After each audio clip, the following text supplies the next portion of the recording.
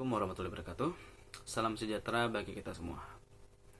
Dalam tayangan kali ini, saya masih membahas tentang mata kuliah proses manufaktur di dalam program studi teknik mesin.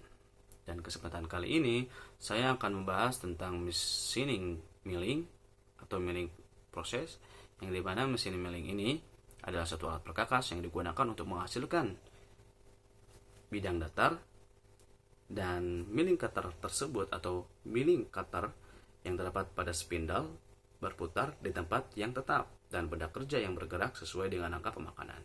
Jadi sistem atau prinsip kerja dari mesin milling ini terjadi karena adanya kontak langsung antara spindle ataupun milling cutter yang terhubung dengan spindle dengan benda kerja yang bergerak sesuai dengan angka pemakanan. Nah, untuk pengelompokan, mesin milling terbagi menjadi dua. Yang pertama berdasarkan pengoperasian, dan yang kedua berdasarkan tata letak posisi spindle. Yang pertama pengelompokan berdasarkan pengoperasian, yaitu mesin milling manual yang digunakan secara manual oleh operator. Akan tetapi pada mesin milling manual ini mempunyai banyak sekali kekurangan, seperti kurangnya efisiensi dalam proses pemakanan, alat potong yang tidak tahan lama, dan permukaan hasil pemakanan yang kurang baik. Dan yang kedua adalah mesin milling semi otomatis yang dimana deretannya atau speed shaft yang sudah terhubung pada motor. Nah, pada mesin milling semi otomatis ini banyak sekali keunggulan berbeda dengan mesin milling manual yang banyak sekali kekurangan. Nah, kelebihannya yaitu permukaan hasil pemakanan yang lebih baik, getaran yang berkurang, efisiensi yang lebih tinggi, dan alat potong yang tahan lama. Yang ketiga, mesin milling otomatis atau sering kita sebut dengan CNC, Computer Numerical Control, yang dimana proses pemakanannya sudah diproses langsung dengan program yang sesuai dengan mesin milling tersebut. Nah, terus kelebihannya banyak sekali, seperti kinerja alat potong yang bisa mencapai 100%, efisiensi bisa memaksimalkan lagi, dan pada mesin otomatis ini bisa menggunakan proses climbing milling atau down cut. Kita akan bahas itu, tapi kita akan membahas terlebih dahulu dalam bagian-bagian mesin dulu. Nah, yang kedua yaitu mesin milling pengelompokan berdasarkan tata letak spindle. Yang pertama yaitu mesin milling vertikal, yang dimana tata letak posisi spindle tegak lurus dengan permukaan meja mesin milling. Yang kedua adalah mesin milling horizontal, yang dimana tata letak posisi spindle sejajar dengan permukaan meja mesin. Dan yang ketiga mesin milling universal, yang dimana tata letak posisi spindle bisa diatur dengan sesuai dengan keinginan kita, seperti dengan cara vertikal ataupun horizontal di permukaan meja mesin milling ini.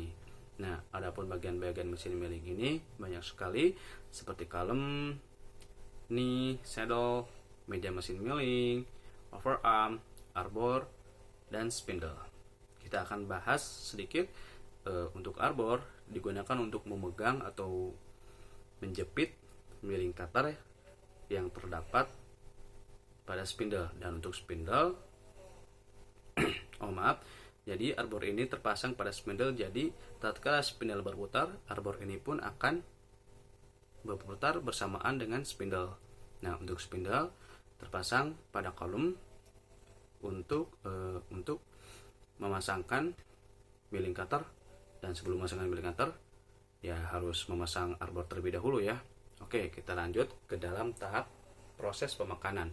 Nah, dalam proses pemakanan ini mempunyai 4 tahapan atau 4 macam. Yang pertama adalah conventional milling atau upcut, yang dimana arah gaya pemotongan berlawanan dengan arah gaya pemakanan. Dan yang kedua adalah climbing milling atau down cut, yang dimana arah gaya pemotongan sejajar dengan arah gaya pemakanan.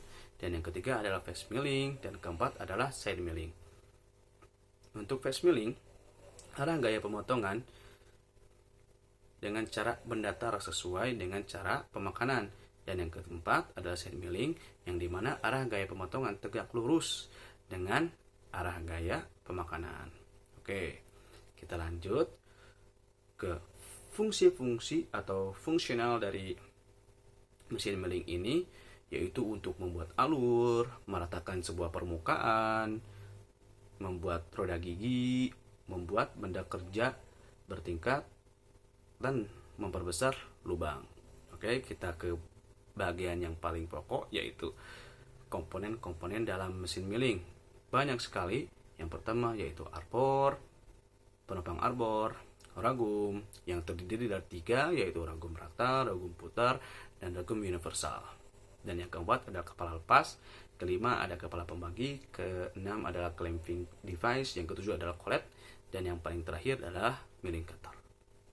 Nah, untuk penjelasan dari arbor ini digunakan untuk menjepit milling cutter atau mata pisau yang akan digunakan dalam proses pemakanan mesin milling ini. Nah, untuk arbor ini mempunyai 3 varian. Yang pertama, arbor pendek. Yang kedua, arbor panjang. Yang ketiga, arbor dengan ujung atap. Nah, yang kedua yaitu penopang arbor yang digunakan untuk arbor panjang, yang digunakan untuk arbor panjang supaya menyokong arbor panjang tetap stabil dalam proses pemakanan berlangsung. Untuk yang ketiga yaitu ragum atau kita bisa sebut dengan penjepit. Nah, untuk ragum ini digunakan untuk menjepit benda kerja supaya dalam proses pemakanan ataupun sebelum proses pemakanan berlangsung itu tidak bergerak atau tidak bergeser sedikit pun. Nah, untuk ragum tersendiri mempunyai 3 varian. Yang pertama, ragum rata yang searah 90 derajat tegak lurus dengan spindle. Dan yang kedua yaitu ragum putar yang dimana mempunyai kedudukan yang dimana juga posisi spindle bisa berputar miring 360 derajat sesuai dengan keinginan kita tentunya. Nah, untuk yang ketiga yaitu ragum universal yang dimana mempunyai 2 sudut kemiringan dengan sudut kemiringan tegak lurus dan sudut kemiringan miring yang seperti ragum putar yang tadi ke yang kedua. Oke, jadi dalam menggunakan ragum universal ini bisa menggunakan 2 kemiringan langsung maupun tegak lurus ataupun miring. Nah, yang keempat adalah kepala lepas yang digunakan untuk menjepit benda kerja tatkala benda kerja terdapat di antara 2 senter. Nah, yang ketiga yaitu kepala pembagi. Nah, kepala pembagi ini digunakan untuk menjepit benda kerja yang banyak sekali segi aturannya dan segi tidak banyak beraturan. Contohnya seperti bulat, tabung ataupun prisma ataupun persegi panjang yang sangat panjang. Nah, yang ke-6 adalah clamping device. Clamping device itu sama halnya dengan ragum penjepit seperti arbor, penjepit, ragum, kepala lepas dan kepala pembagi. Akan tetapi dalam clamping device ini digunakan tatkala kapasitas dari penjepit yang sudah saya bahas itu melebihi kapasitasnya, seperti persegi panjang yang melebihi kapasitas dari ragum. Nah, itu digunakan melalui clamping device di atas meja mesin. Jadi, kegunaan clamping device ini di mana benda kerja melebihi kapasitas alat penjepit lainnya. Nah, makalah digunakan alat jepit yang dinamakan dengan clamping device ini. Nah, untuk collet yang ketujuh digunakan untuk menjepit milling cutter yang mempunyai bentuk yang bertangkai. Banyak sekali varian dalam collet ini. Nah, tapi kita lanjut saja ke pembahasan yang terakhir yaitu milling cutter. Nah, milling cutter ini adalah yang paling pokok dalam mesin milling tentunya, yaitu digunakan untuk memotong, membuat alur, membuat permukaan datar, dan lain-lain sesuai dengan proses pemakanan yang sesuai kita inginkan tentunya. Jadi milling cutter ini akan sesuai hasilnya dengan proses pemakanan yang kita sesuaikan dan hasil dari pemakanan ini akan sesuai dengan milling cutter yang kita gunakan. Yang pertama, jenis-jenis dari milling cutter mempunyai banyak sekali varian. Yang pertama adalah plain milling cutter, side milling cutter, end milling cutter, face milling cutter, angular milling cutter, T-slot milling cutter, angular milling cutter, slitting saw,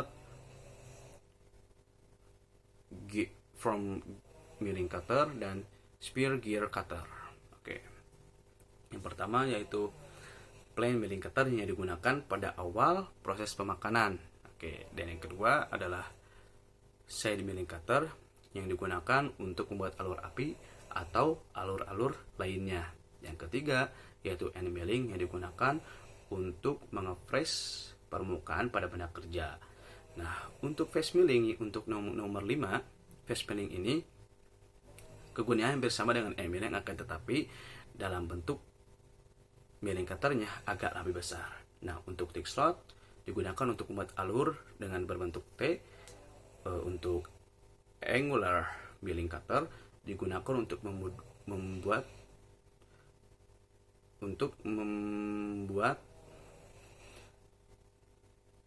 sudut yang sesuai dengan keinginan kita pada benda kerja.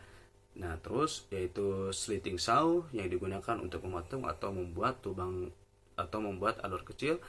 Nah, selanjutnya yaitu from milling cutter yang digunakan untuk membuat alur cekung ataupun cembung dan lain-lain. Dan yang terakhir yaitu spur gear cutter yang digunakan untuk membuat roda gigi pada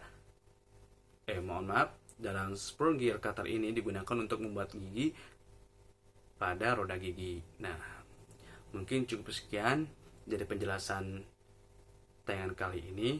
Mohon maaf, saya dalam tahap pembelajaran juga.